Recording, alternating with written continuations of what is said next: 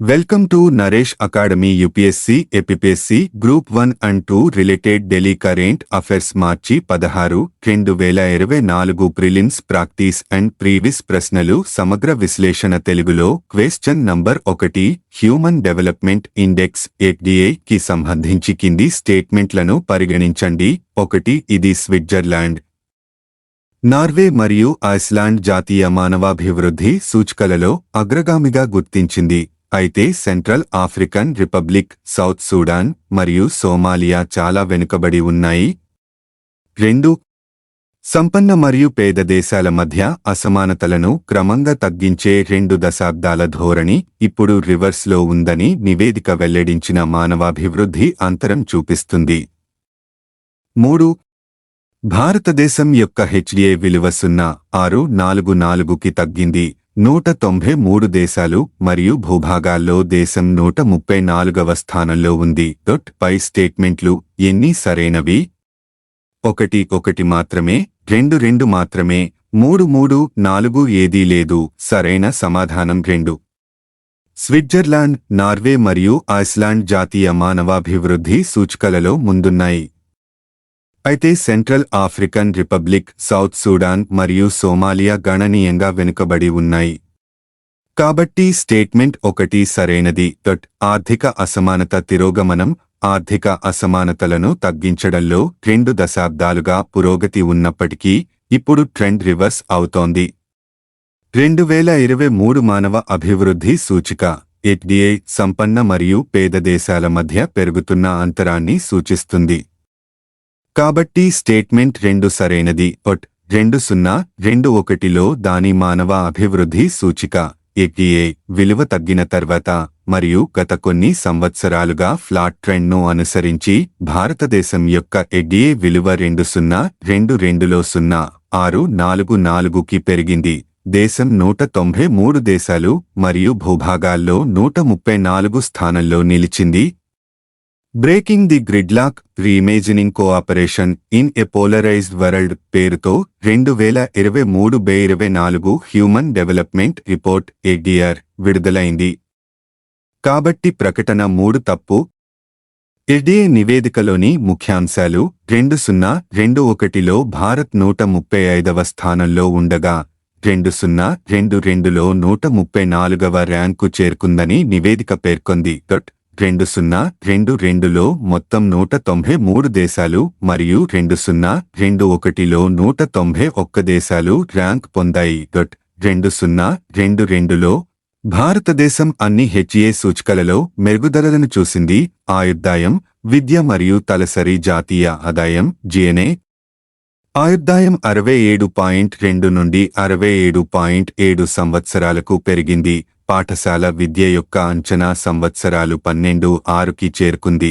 పాఠశాల విద్య యొక్క సగటు సంవత్సరాలు 6.57కి పెరిగింది మరియు తలసరి GNA $6,542 నుండి 6.951కి పెరిగింది. 2022లో దేశం పురోగమించినప్పటికీ బంగ్లాదేశ్ 129వ స్థానం, భూటాన్ 125వ స్థానం, శ్రీలంక 78వ స్థానం మరియు చైనా 75వ స్థానం వంటి దక్షిణాసియా పొరుగు దేశాల కంటే వెనుకబడి ఉంది.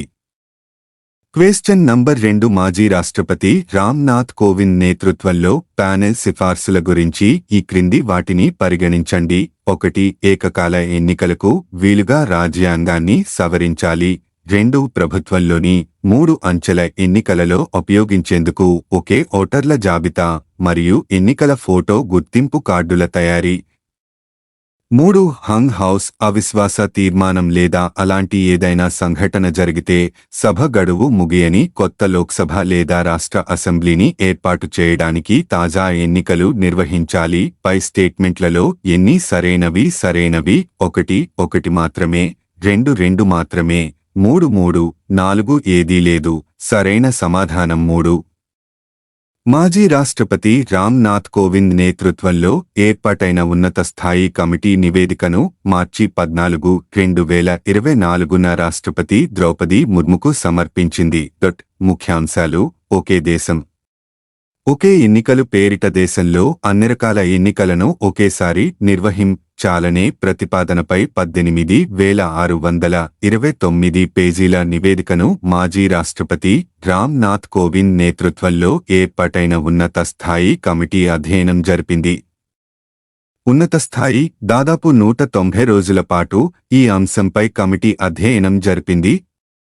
పలు రంగాల నిపుణులతో విస్తృత సమావేశాలు నిర్వహించింది. ప్రజల నుంచి కూడా సలహాలు, సూచనలు స్వీకరించింది. అనంతరం నివేదికను రూపొందించింది. లోక్సభ, శాసనసభ, స్థానిక సంస్థల ఎన్నికలు ఏకకాలంలో నిర్వహించాలంటే రాజ్యాంగంలో కనీసం 5 ఆర్టికల్స్ ను సవరించాలని కమిటీ తమ నివేదికలో సూచించినట్లు తెలుస్తోంది. 3 స్థాయిల ఎన్నికలకు ఉమ్మడిగా ఓటర్ల జాబితా ఉండాలని అందులో పేర్కొన్నట్లు సమాచారం.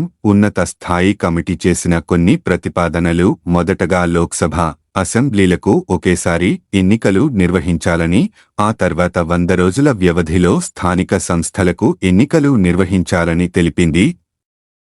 ఒకవేళ హంగ్ ఏర్పడితే అప్పుడు అవిశ్వాస తీర్మానాన్ని ప్రవేశపెట్టాల్సి ఉంటుంది.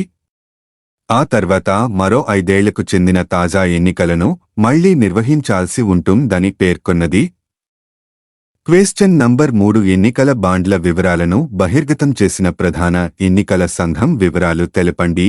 మార్చివ తేదీ సాయంత్రం 5 గంటలు లోగా ఎన్నికల బాండ్ల సమగ్ర డేటాను ఎన్నికల కమిషన్ వెబ్సైట్లో బహిరంగపరచాలని సర్వోన్నత న్యాయస్థానం ఆదేశించింది. వివరాలు: తాము విక్రయించిన ఎన్నికల బాండ్లు, వాటిలో ఎన్నింటినీ రాజకీయ పార్టీలు నగదుగా మార్చుకున్నాయనే వివరాలను తెలియజేస్తూ భారతీయ స్టేట్ బ్యాంక్ (ఎస్బీఐ) బుధవారం సుప్రీంకోర్టుకు అఫిడవిట్ సమర్పించింది. భారతీయ స్టేట్ బ్యాంక్ సంబంధిత వివరాలన్నీ ఎన్నికల సంఘానికి అందజేసినట్లు తెలిపింది. 2019 ఏప్రిల్ 1 నుంచి ఏడాది ఫిబ్రవరి 15 వరకు 22,217 ఎన్నికల బాండ్లను జారీ చేసినట్లు తెలిపింది. వాటిలో 22,030 బాండ్లను రాజకీయ పార్టీలు నగదుగా మార్చుకున్నాయని వెల్లడించింది. 2019 ఏప్రిల్ 1 నుంచి ఏప్రిల్ 11 వరకు 3,346 ఎన్నికల బాండ్లను దాతలు కొనుగోలు చేయగా వాటిలో 1,609 బాండ్లను రాజకీయ పార్టీలు నగదుగా మార్చుకున్నాయి. 2019 ఏప్రిల్ 12 నుంచి ఈ ఏడాది ఫిబ్రవరి 15 వరకు మొత్తం 18,871 ఎన్నికల బాండ్లు జారీ అయ్యాయి.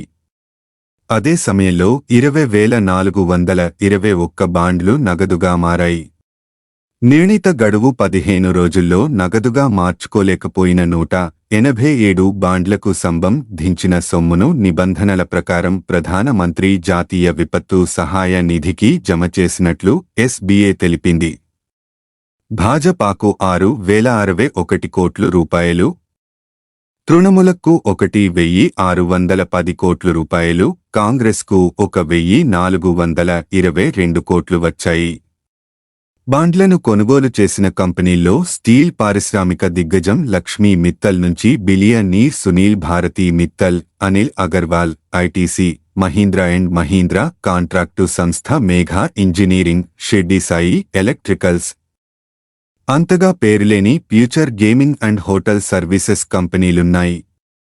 చాలా పార్టీలకు ఆయా పార్టీల పేరుపై ఎన్నికల బాండ్ల విరాళాలు రాగా కాంగ్రెస్, సమాజ్వాదీ పార్టీలకు మాత్రం అధ్యక్షుల పేర్లపై వచ్చాయి. క్వెశ్చన్ నంబర్ 4 కింది వాటిలో ఏ దేశాలు యురేషియన్ ఎకనామిక్ యూనియన్ (EIU) లో సభ్యులుగా ఉన్నాయి? 1. Russia, 2. Belarus, 3. Kazakhstan, 4. Armenia, 5. Tajikistan. దిగువ ఇచ్చిన కోడ్లను ఉపయోగించి సరైన సమాధానాన్ని ఎంచుకోండి. 1, 1, 2, 3 మరియు 4 మాత్రమే, 2, 1, 2 మరియు 3 మాత్రమే, 3, 2, 3, 4 మరియు 5 మాత్రమే, 4 పెన ఉన్నవన్నీ.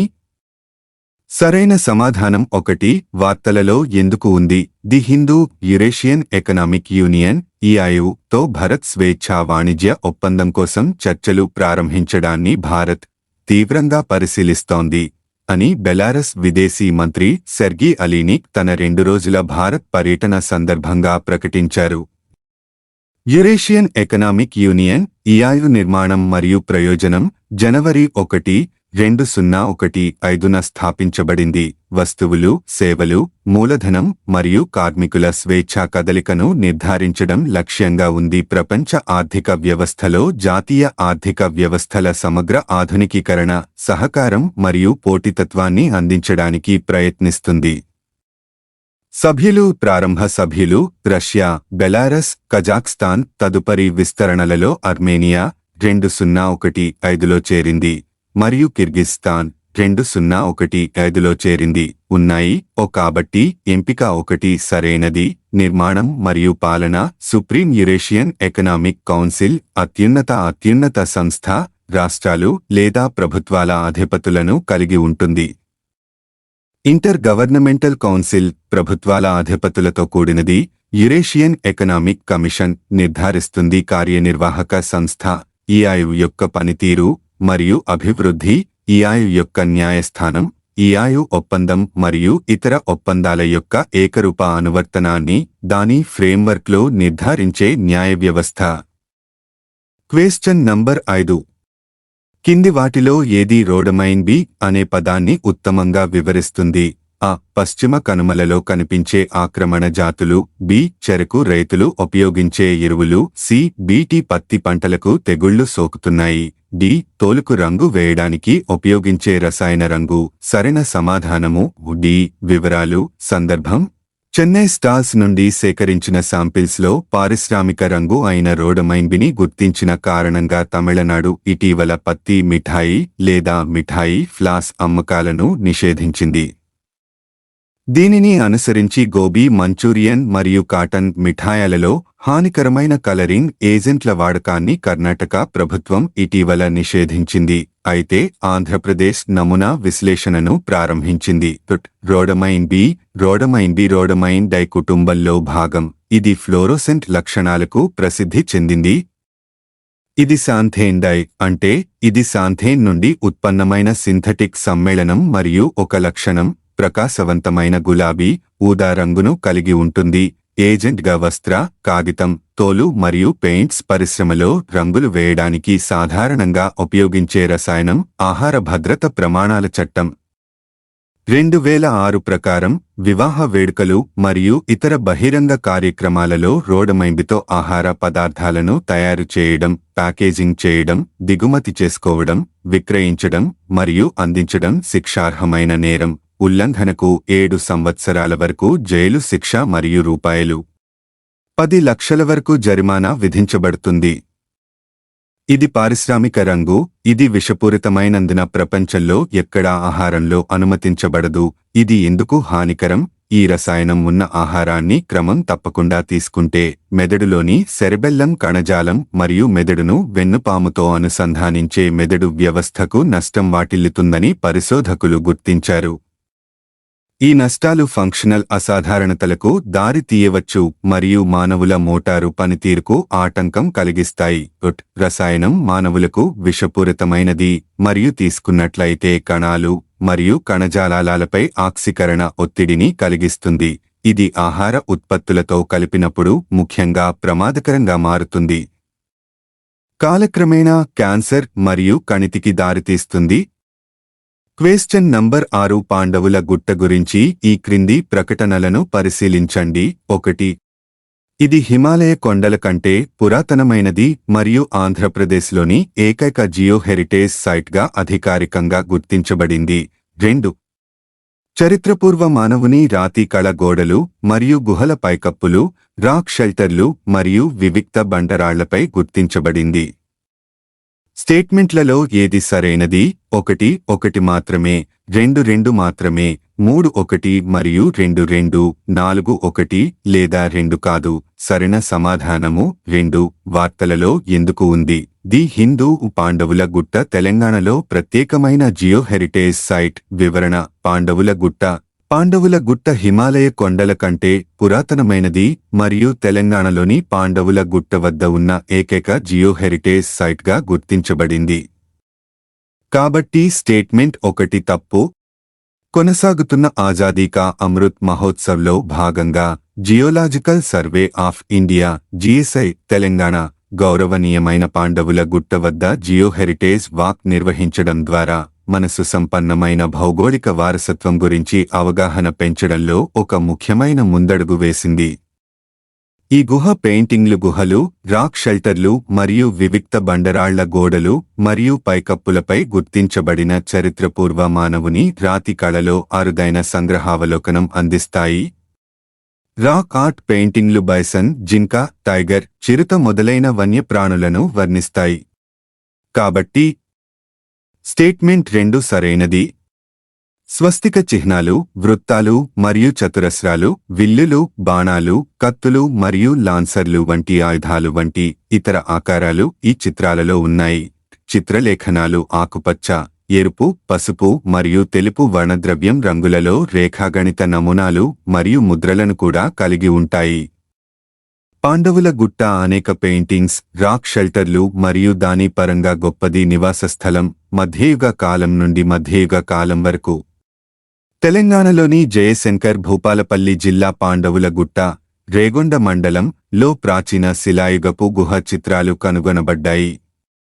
పాండవుల కొండ, పాండవుల గుట్ట సైట్ మొదటిసారిగా 1990 సంవత్సరంలో కనుగొనబడింది.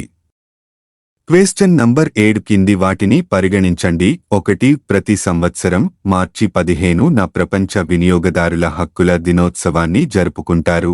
2. 2024 theme fair and responsible all for consumers.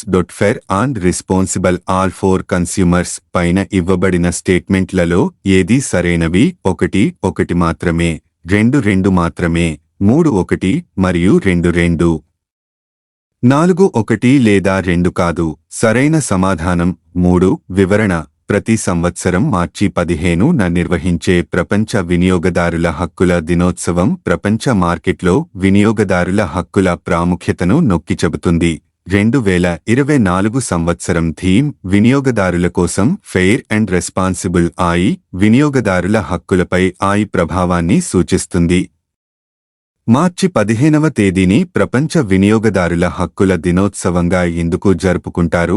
మార్చి 15 1962న president John Fitzgerald Kennedy Congress ప్రసంగం నుండి ప్రేరణ పొంది మార్చి 15 1983న మొదటిసారిగా ఈ దినోత్సవాన్ని పాటించారు. అతను వినియోగదారుల హక్కుల సమస్యను ప్రస్తావించాడు మరియు దాని ప్రాముఖ్యతను నొక్కి చెప్పాడు మరియు దాని గురించి మాట్లాడిన మొదటి ప్రపంచ నాయకుడు అయ్యాడు. క్వెశ్చన్ నంబర్ 8 శ్రీబాగ్ ఒడంబడిక అంటే ఏమిటి? ఉమ్మడి మద్రాసులో 1937లో నవంబరు 16న 8 మంది సభ్యుల సమక్షంలో జరిగిన ఒప్పందమే శ్రీబాగ్ ఒడంబడిక. దీనినే పెద్ద మనుషుల ఒప్పందం అని కూడా అంటారు. దీని ముఖ్య ఉద్దేశం రాయలసీమ అభివృద్ధి, ప్రయోజనాలు.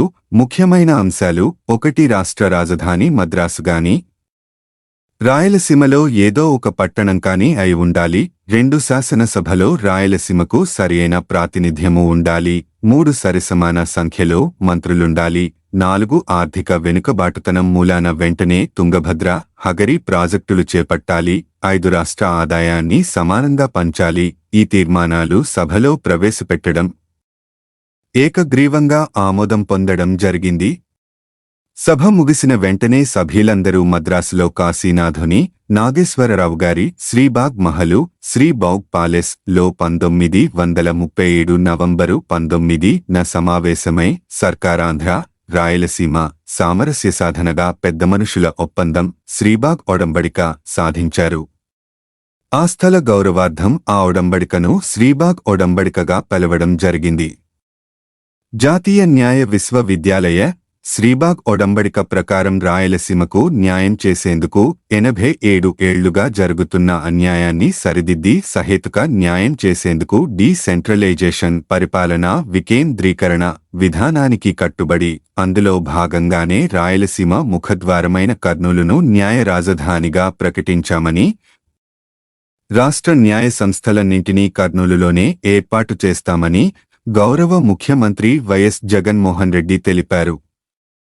మార్చి 12 కర్నూలు జిల్లా కల్లూరు మండలం లక్ష్మీపురం సమీపంలో జగన్నాథగట్టు వద్ద 150 ఎకరాల్లో 1,011 కోట్ల రూపాయలు వ్యయంతో ఏర్పాటు చేస్తున్న జాతీయ న్యాయ విశ్వవిద్యాలయానికి సీఎం జగన్ భూమి పూజ నిర్వహించి శంకుస్థాపన చేశారు. క్వశ్చన్ నంబర్ 9 కింది వాటిలో ఏ ప్రకటన దేశం యొక్క రాజ్యాంగం యొక్క ముఖ్య ఉద్దేశ్యాన్ని ఉత్తమంగా ప్రతిబింబిస్తుంది? ఏ. ఇది అవసరమైన చట్టాలను రూపొందించడానికి లక్ష్యాన్ని నిర్ణయిస్తుంది. బి. ఇది రాజకీయ కార్యాలయాలు మరియు ప్రభుత్వాన్ని సృష్టించడానికి వీలు కల్పిస్తుంది. సి. ఇది ప్రభుత్వ అధికారాలను నిర్వచిస్తుంది మరియు పరిమితం చేస్తుంది. డి. ఇది సామాజిక న్యాయం, సామాజిక సమానత్వం మరియు సామాజిక భద్రతను రక్షిస్తుంది. సరైన సమాధానం సి. భారత రాజ్యాంగం భారతదేశ అత్యున్నత చట్టం. ఇది ప్రాథమిక రాజకీయ కోడ్, నిర్మాణం, విధానాలు, అధికారాలు మరియు ప్రభుత్వ సంస్థల విధులను నిర్వచించే ఫ్రేమ్వర్క్ను నిర్దేశిస్తుంది మరియు ప్రాథమిక హక్కులు, రాష్ట్ర విధానం యొక్క నిర్దేశక సూత్రాలు మరియు పౌరుల విధులను నిర్దేశిస్తుంది. సమాజంలోని సభ్యుల మధ్య కనీస సమన్వయం కోసం అనుమతించే ప్రాథమిక నియమాల సమితిని అందించడం రాజ్యాంగం యొక్క మొదటి విధి. సమాజంలో నిర్ణయాలు తీసుకునే అధికారం ఎవరికి ఉంటుందో పేర్కొనడం రాజ్యాంగం యొక్క రెండవ విధి. ప్రభుత్వాన్ని ఎలా ఏర్పాటు చేయాలనేది అది నిర్ణయిస్తుంది. రాజ్యాంగం యొక్క ప్రధాన విధి అయిన మూడవ విధి ప్రభుత్వం తన పౌరులపై విధించే వాటిపై కొన్ని పరిమితులను నిర్ణయించడం. ప్రభుత్వం వాటిని ఎప్పటికీ అతిక్రమించదు అనే కోణంలో ఈ పరిమితులు ప్రాథమికమైనవి. ప్రభుత్వ అధికారాన్ని పరిమితం చేసే అత్యంత సాధారణ మార్గం ఏమిటంటే పౌరులుగా మనమందరం కలిగి ఉన్న కొన్ని ప్రాథమిక హక్కులను పేర్కొనడం మరియు ఏ ప్రభుత్వాన్ని ఉల్లంఘించడానికి అనుమతించదు. రాజ్యాంగం యొక్క నాల్గవ విధి ఏమిటంటే సమాజం యొక్క ఆకాంక్షలను నెరవేర్చడానికి మరియు న్యాయమైన సమాజం కోసం పరిస్థితులను సృష్టించడానికి ప్రభుత్వానికి వీలు కల్పించడం. చివరగా రాజ్యాంగం ప్రజల ప్రాథమిక గుర్తింపును వ్యక్తపరుస్తుంది. దీనర్థం ఒక సమిష్టి సంస్థగా ప్రజలు ఎలా పరిపాలించబడాలి మరియు ఎవరు పరిపాలించబడాలి మొదలైన వాటి గురించి ప్రాథమిక నిబంధనలను అంగీకరిస్తున్నారు.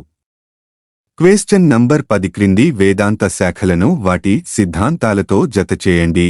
ఆ సంఖ్య 1 ఈ ముందే నిర్దేశితమైన కర్మ సిద్ధాంతం. బి. వైశేషిక. 2 ప్రకృతి కలయికతో ప్రపంచం ఏర్పడింది. సి. లోకాయత. 3 అణువును ప్రపంచానికి ప్రాతిపదికగా పరిగణిస్తారు. డి. ఆజీవిక. 4 భౌతికవాద భావజాలాన్ని ప్రబోధించారు. దిగువ ఇవ్వబడిన కోడ్లను ఉపయోగించి సరైన సమాధానాన్ని ఎంచుకోండి. జవాబు 2. వివరణ 1 సాంఖ్య స్కూల్ ఆఫ్ ఫిలాసఫీ ప్రకారం విశ్వం 2 శాశ్వతమైన వాస్తవాలను కలిగి ఉంటుంది: పురుష మరియు ప్రకృతి. పురుషుడు ఆత్మలను సూచిస్తుంది. ప్రకృతి అంటే ప్రకృతి లేదా పదార్థాన్ని సూచిస్తుంది. సాంఖ్య సూత్రాన్ని రూపొందించిన ఘనత పొందిన కపిల మహర్షి ఈ తొలి తాత్విక పాఠశాలను అభివృద్ధి చేశారు. ఈ ఆలోచన విధానం ద్వైతవాదం లేదా ద్వంద్వవాదానికి కట్టుబడి ఉంది. ఇది ఆత్మ మరియు పదార్థం 2 వేర్వేరు జీవులని కలిగి ఉంది. 2 వైశేషిక పాఠశాల మెటాఫిజిక్స్తో వ్యవహరిస్తుంది. ఇది కన్నడ ఋషిచే స్థాపించబడింది. ఇది విశ్వం యొక్క లక్ష్యం మరియు వాస్తవిక తత్వశాస్త్రం. వైశేషిక స్కూల్ ఆఫ్ ఫిలాసఫీ ప్రకారం విశ్వం పరిమిత సంఖ్యలో అణువులకు తగ్గించబడుతుంది. ఈ పరమాణువులలో చైతన్యాన్ని కలిగించే ప్రాథమిక శక్తి బ్రహ్మం. 3 చార్వాక లేదా లోకాయత అనేది నాస్తికత్వం యొక్క పురాతన భారతీయ తత్వశాస్త్రం. నాస్తిక చార్వాక జ్ఞానానికి తగిన మూలంగా ప్రత్యక్ష అవగాహన, వాస్తవిక అనుభావిక మరియు షరతులతో కూడిన అనుమితిని ఇష్టపడుతుంది మరియు హిందువులు, జైనులు, బౌద్ధులు మరియు అజీవికల మతపరమైన భావనలను తోసిపుచ్చారు. లోకాయత ప్రపంచమే మరియు ప్రపంచంలోని అన్ని భౌతిక వస్తువులు వాస్తవమైనవని పేర్కొంది. అస్తిత్వం అంతా గాలి, నీరు, అగ్ని మరియు భూమి అనే 4 అంశాలకు తగ్గించబడుతుందని వారు అభిప్రాయపడ్డారు. ఈ మూలకాల మిశ్రమం ద్వారా అన్ని విషయాలు ఉనికిలోకి వస్తాయి మరియు వాటి విభజనతో నశిస్తాయి. 4 అజీవిక పాఠశాల దాని నియతి విధి సంపూర్ణ నిర్ణయాత్మక సిద్ధాంతానికి ప్రసిద్ధి చెందింది. స్వేచ్ఛా సంకల్పం లేదని, జరుగుతున్న మరియు జరగబోయే ప్రతిదీ పూర్తిగా ముందుగా నిర్ణయించబడినది మరియు విశ్వ సూత్రాల విధి. జీవికాస్ కర్మ సిద్ధాంతాన్ని తప్పుగా భావించారు. అజీవికాస్ యొక్క ప్రధాన విశ్వాసం ఏమిటంటే ఖచ్చితంగా ప్రతిదీ విధి లేదా నియతి ద్వారా ముందుగా నిర్ణయించబడింది. Thank you for watching this video. Please subscribe my YouTube channel name @Naresh Academy 5509.